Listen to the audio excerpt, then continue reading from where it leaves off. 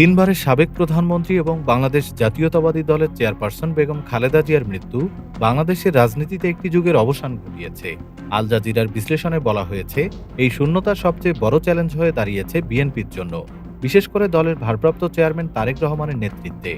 দীর্ঘদিন অসুস্থ ও রাজনীতির সম্মুখভাবে অনুপস্থিত থেকেও খালেদা জিয়া ছিলেন বিএনপির নৈতিক অভিভাবক এবং ঐক্যের প্রতীক। তার উপস্থিতি দলকে ভাঙন থেকে রক্ষা করেছিল। এখন পুরো দায়িত্ব এসে পড়েছে তারেক রহমানের কাঁধে।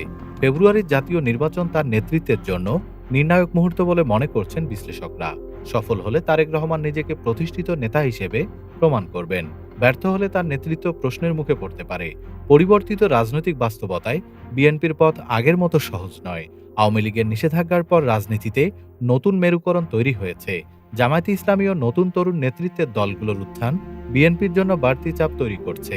একই সঙ্গে দলের ভেতরে শৃঙ্খলা রক্ষা, চাঁদাবাজির অভিযোগ মোকাবিলা এবং সংস্কারের প্রতিশ্রুতি বাস্তবায়ন বড় পরীক্ষা। আল জাজিরার মতে, খালেদা জিয়া উত্তর বিএনপিকে টিকিয়ে রাখতে হলে তারেক রহমানকে কেবল উত্তরাধিকার নয়, কার্যকর নেতৃত্ব দিয়েই আস্থা অর্জন করতে হবে।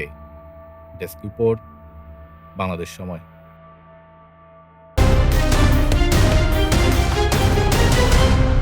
বাংলাদেশ সময়, সবার আগে দেশ।